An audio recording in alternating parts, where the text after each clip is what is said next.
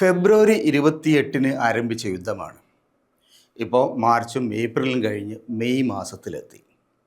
Donald ട്രംപും നെതന്യാഹുവും ആരംഭിച്ച ഇറാന് നേരെയുള്ള യുദ്ധം എവിടെയാണ് എത്തിയത് എന്ന് ചോദിച്ചാൽ ട്രംപിനും അറിയില്ല, നെതന്യാഹുവിനും അറിയില്ല. കാരണം അവർ നേരത്തെ പ്രഖ്യാപിച്ച യുദ്ധലക്ഷ്യങ്ങൾ അതൊന്നും അവർ നേടിയെടുത്തിട്ടില്ല. ട്രംപ് പറഞ്ഞത് ഇറാനിലെ ഭരണകൂടത്തെ പൂർണ്ണമായിട്ടും അട്ടിമറിച്ച് തെരുവിൽ ജനങ്ങൾ അധികാരം കയ്യിലെടുക്കും എന്നാണ് ട്രംപ് പ്രഖ്യാപിച്ചത്. ഇറാനിയൻ തെരുവുകളിൽ ഒരു വിപ്ലവവും നടന്നില്ല.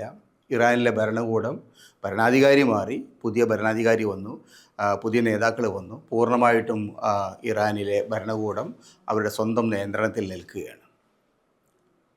ഇസ്രായേലിനെ സംബന്ധിച്ചിടത്തോളം ഇസ്രായേലിൻ്റെ ലക്ഷ്യം ഇറാനിനെ തകർക്കുക, ഇറാനിലെ ആണവ കേന്ദ്രങ്ങൾ തകർക്കുക, അവരുടെ വ്യവസായ വാണിജ്യ കേന്ദ്രങ്ങൾ തകർക്കുക, പശ്ചിമേഷ്യയിൽ ഒരു ശക്തിയെയും തലപൊന്തിക്കാൻ സമ്മതിക്കാതിരിക്കുക എന്നുള്ളതാണ്.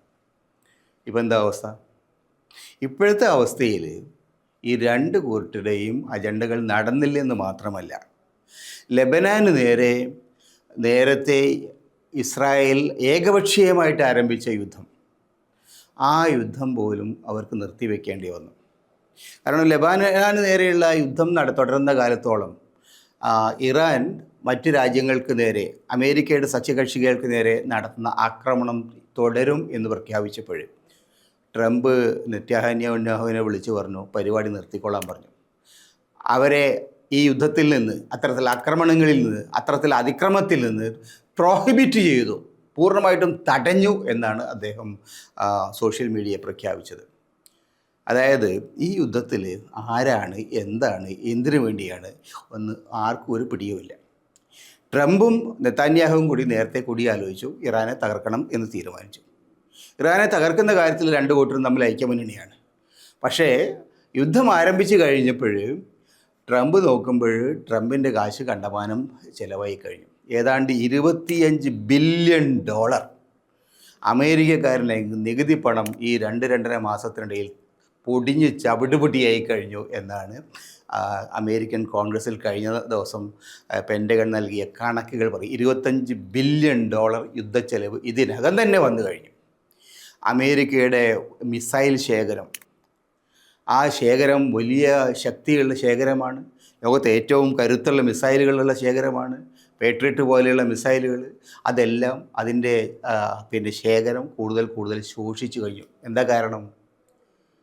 ഇറാൻ ഷഹേദ് എന്ന് പറയുന്ന വളരെ സാങ്കേതികമായിട്ട് അമേരിക്കൻ മിസൈലുകളെ പോലെയൊന്നുമില്ലെങ്കിലും വളരെ കരുത്തുള്ള ഡ്രോണുകളാണ് ഈ യുദ്ധത്തിൽ ഉപയോഗിക്കാൻ തുടങ്ങിയത്. ഷഹേദ് ഡ്രോണുകൾ ആയിരക്കണക്കിന് ഡോളറുകൾ ഉപയോഗിച്ച് മാത്രമാണ് അതിന് ചിലവുള്ളത്. പക്ഷേ അതിനെ എതിർക്കാൻ, അതിനെ തടയാൻ അമേരിക്ക വലിയ ദശലക്ഷക്കണക്കിന് ഡോളറുകൾ ചിലവുള്ള പേട്രിയറ്റ് പോലെയുള്ള മിസൈലുകളെയാണ് ഉപയോഗിക്കുന്നത്.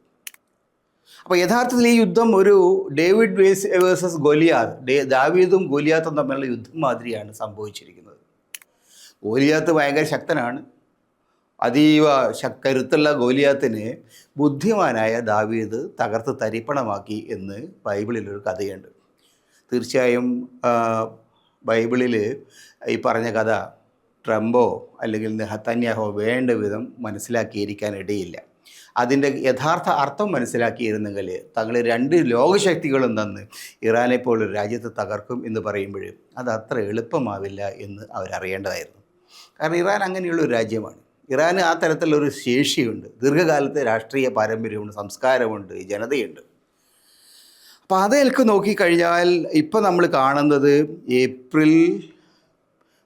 മാർച്ച് ഏപ്രിൽ മെയ് 3-ാം മാസത്തിലേക്ക് കടന്നിരിക്കുന്ന യുദ്ധം ഒരു എന്താ പറയുക, ആരും ജയിക്കാതെ ആരും തോൽക്കാതെ അങ്ങനെ ഒരു സന്നിഗ്ധാവസ്ഥയിൽ എത്തിയിരിക്കുന്നതാണ്.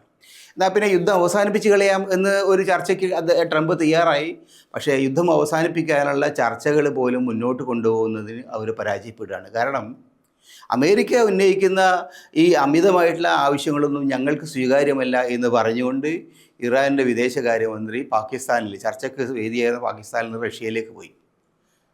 അദ്ദേഹം തിരിച്ചു വീണ്ടും വന്ന് പറഞ്ഞു, ഞങ്ങൾ ഇന്ന കണ്ടീഷൻസ് തരാം, അത് വേണമെങ്കിൽ നമുക്ക് ചർച്ച ചെയ്യാം, അല്ലേ വേണ്ട. അപ്പോൾ ആ നിലയിൽ യുദ്ധം തുടരുന്നുണ്ടോ തുടരുന്നില്ല.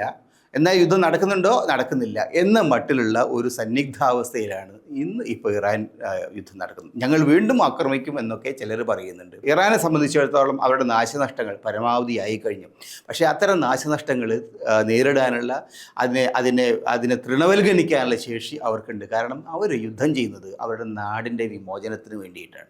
അവർ യുദ്ധം ചെയ്യുന്നത് അവരുടെ നാടിൻ്റെ രക്ഷയ്ക്ക് വേണ്ടിയിട്ടാണ്. അപ്പം അതുകൊണ്ട് അമേരിക്കയും ഇസ്രായേലും നടത്തുന്ന ഈ കടന്നാക്രമണത്തെ എന്ത് വില കെടുത്തും ചെറുക്കുക എന്നുള്ളത് ഇറാനെ സംബന്ധിച്ചിടത്തോളം അവരുടെ ഉത്തരവാദിത്വമാണ്, അവരുടെ അവകാശമാണ്. അതാണ് അവർ ചെയ്തുകൊണ്ടിരിക്കുന്നത്.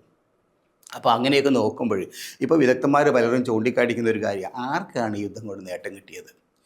ഈ യുദ്ധത്തിൻ്റെ ഏറ്റവും വലിയ നേട്ടം കിട്ടിയ രാജ്യങ്ങളിൽ ഒന്ന് യഥാർത്ഥത്തിൽ ചൈനയാണ്. കാരണം ചൈന ലോകത്തെ ഏറ്റവും ശക്തിയുള്ള കരുത്തുള്ള രാജ്യമായെന്ന് മാത്രമല്ല, ചൈനയുടെ വിദേശ വാണിജ്യ രംഗത്ത് വമ്പിച്ച നേട്ടങ്ങളുണ്ടായി.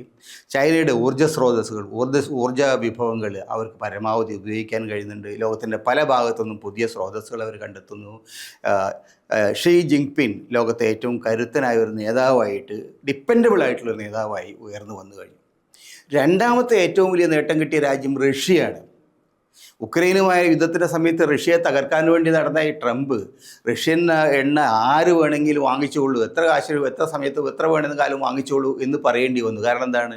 ഇറാൻ ഹോർമുസ് കടലിലൊടുക്ക് ഇറാൻ പൂർണ്ണമായിട്ടും അടച്ചു കളഞ്ഞു.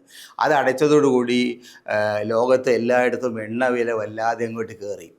ഇന്ത്യയിൽ എണ്ണ വില വല്ലാതെ കയറിയിട്ടുണ്ട്, അമേരിക്കയിൽ കയറിയിട്ടുണ്ട്, ലോകത്തെ എല്ലാ ഭാഗത്തും കയറിയിട്ടുണ്ട്. മാത്രമല്ല വീപ്പയ്ക്ക് $60-70 ഉണ്ടായിരുന്ന എണ്ണ ഇപ്പോൾ $125 വരെ കഴിഞ്ഞ ദിവസം കുതിച്ച് കയറി. ഇനിയും കുതിച്ച് കയറും എന്നാണ് പറയുന്നത്. അതോടുകൂടി അമേരിക്കക്കാരൻ ഏറ്റവും കൂടുതൽ വാഹനങ്ങൾ ഉപയോഗിക്കുന്നത് അമേരിക്കക്കാരാണ്. അവർ ഉപയോഗിക്കുന്ന വാഹനങ്ങൾ വലിയ പടക്കപ്പലുകൾ പോലെയുള്ള കാറുകളാണ് അവർ ഉപയോഗിക്കുന്നത്. കാറുകളിൽ പെട്രോൾ കഠിനമായി വേണം. 1 ലിറ്റർ പെട്രോളിന് $4-5 വരെ എത്തിയിരിക്കുന്നു. അമേരിക്കക്കാരനെ സംബന്ധിച്ചിടത്തോളം അവന് വിലക്കയറ്റം താങ്ങാൻ കഴിയാത്ത വിധത്തിലുള്ള വിലക്കയറ്റം അവൻ്റെ ഏറ്റവും പ്രധാനപ്പെട്ട മേഖലകളിൽ വരുന്നു.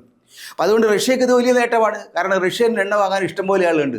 പിന്നെ ഏറ്റവും കൂടുതൽ നേട്ടമുള്ള രാജ്യങ്ങളൊന്നും ഇറാൻ തന്നെയാണ്. കാരണം ഇറാൻ്റെ എണ്ണയ്ക്ക് ഉപരോധമൊക്കെ ഏർപ്പെടുത്തിയെങ്കിലും ആ എണ്ണ പല വിധത്തിൽ ലോകത്തിൻ്റെ പല ഭാഗങ്ങളിലും വിറ്റഴിക്കാൻ അവർക്ക് കഴിയുന്നുണ്ട്. അവർക്ക് അവരുടേതായിട്ടുള്ള മാർഗങ്ങളിലൂടെ ഹോർമുസ് കടലിടുക്ക് വഴിയും അല്ലാതെയും കരവഴിയും മറ്റു മേഖലകളിലൂടെയും വൻതോതിൽ ലോകത്തിൻ്റെ മറ്റു പ്രദേശങ്ങളിൽ ഇറാനിയൻ എണ്ണ കയറ്റുമതി ചെയ്യാൻ അവർക്ക് കഴിയുന്നുണ്ട്. ആ എണ്ണയ്ക്ക് കൃത്യമായിട്ട് പണം അവർക്ക് കിട്ടുന്നുണ്ട്. ആ പണം ഉപയോഗിച്ച് യുദ്ധാവശ്യങ്ങൾക്ക് നിർവഹിക്കാൻ അവർക്ക് പറ്റുന്നുണ്ട്. അപ്പോൾ അങ്ങനെയൊക്കെ നോക്കിയാൽ സത്യത്തിൽ ഇതിൻ്റെ നഷ്ടം വന്നിരിക്കുന്നത് അമേരിക്കയ്ക്കും അമേരിക്കയുടെ സഖ്യകക്ഷികളായ സൗദി അറേബ്യ, UAE, ഖത്തർ തുടങ്ങിയ പല രാജ്യങ്ങൾക്കുമാണ്. കാരണം ഈ രാജ്യങ്ങളിലൊക്കെ ഉണ്ടായിരുന്ന അമേരിക്കൻ സൈനിക കേന്ദ്രങ്ങളുടെ നേരെയാണ് ഇറാൻ ഏറ്റവും കൂടുതൽ ആയുധം പ്രയോഗിച്ചത്. ഇറാൻ്റെ ആയുധങ്ങൾ, ബോംബുകൾ, മിസൈലുകൾ, ഡ്രോണുകൾ അമേരിക്കൻ സൈനിക കേന്ദ്രങ്ങളിൽ വന്ന് പതിച്ച് അവിടെയുണ്ടായിരിക്കുന്ന നാശനഷ്ടങ്ങൾ എത്രയാണ് എന്ന് ഇതുവരെ അമേരിക്കക്കാർ കണക്ക് പറഞ്ഞിട്ടില്ല. കണക്ക് ഒരു ജനറലായിട്ട് $25 ബില്യൺ നഷ്ടം എന്ന് മാത്രമാണ് പറഞ്ഞത്. യഥാർത്ഥത്തിൽ ഈ സൈനിക കേന്ദ്രങ്ങളിൽ വലിയ നാശനഷ്ടം ഉണ്ടായിട്ടുണ്ട്. മാത്രമല്ല അമേരിക്കയുടെ സൈനിക കേന്ദ്രം ഉണ്ടായിട്ട് ഒരു പ്രയോജനവുമില്ല എന്നിപ്പോൾ ഈ നാട്ടുകാർക്കൊക്കെ മനസ്സിലായി. കുവൈത്ത്, സൗദി അറേബ്യ, ഖത്തർ അങ്ങനെയുള്ള എല്ലാ രാജ്യങ്ങളും ഈ അമേരിക്കൻ സൈനിക കേന്ദ്രങ്ങളുള്ള രാജ്യങ്ങളാണ്. അവിടെയൊക്കെ വലിയ കാശ് അവർ അതിനുവേണ്ടി ചിലവാക്കുന്നുണ്ട്. അമേരിക്കയുടെ സേന തങ്ങൾക്ക് സുരക്ഷിതത്വം നൽകും എന്നായിരുന്നു അവർ പ്രതീക്ഷിച്ചത്. ഇപ്പം എന്താണ്? അമേരിക്കയുടെ സേനയ്ക്ക് സ്വന്തം അമേരിക്കൻ പട്ടാളക്കാരെ പോലും രക്ഷിക്കാൻ ശേഷിയില്ല എന്ന് ലോകം മുഴുക്കെ മനസ്സിലാക്കി. കാരണം ഇറാൻ്റെ ആയുധങ്ങൾ ആ തരത്തിലാണ് അതിനെ ചുട്ടുപൊട്ടിച്ചത്. അപ്പോൾ ഇത് എല്ലാം കൂടി നമ്മൾ കണക്കിലെടുക്കുമ്പോൾ യുദ്ധം ഇന്നോ നാളെയോ നിൽക്കുമായിരിക്കും, ഒരുപക്ഷെ ഇനിയും നീണ്ടുപോകുമായിരിക്കും, അല്ലെങ്കിൽ കൊറിയൻ യുദ്ധം മാതിരി പതിറ്റാണ്ടുകളോളം ഒരു പരിഹാരവുമില്ലാതെ നിൽക്കുമായിരിക്കും. പക്ഷേ വളരെ കൃത്യമായിട്ടൊരു സന്ദേശം പറഞ്ഞു, ഈ യുദ്ധം വിജയിക്കാൻ ട്രംപിന് കഴിയില്ല. ഈ യുദ്ധം ട്രംപിനെ സംബന്ധിച്ചിടത്തോളം ഒരു വലിയ നാശത്തിൻ്റെ യുദ്ധമാണ്. കാരണം ഈ യുദ്ധത്തിൻ്റെ പിന്നിൽ നീതിയില്ല, ഒരു തരത്തിലുള്ള രാഷ്ട്രീയ ബോധമില്ല, ഒരു തരത്തിലുള്ള ഡിപ്ലോമാറ്റിക് ആയിട്ടുള്ള പരിഹാര മാർഗങ്ങൾ അദ്ദേഹം മുൻകൂട്ടി കണ്ടിട്ടില്ല. ഇത് ട്രംപും നെതാന്യാഹുവും ചേർന്ന് നടത്തിയ യുദ്ധം അവരുടെ തന്നെ തലയിൽ ഒരു വലിയ കുരിശായിട്ട് മാറുന്ന കാഴ്ചയാണ് ഈ 3-ാം മാസത്തിൽ നമ്മൾ കാണുന്നത്.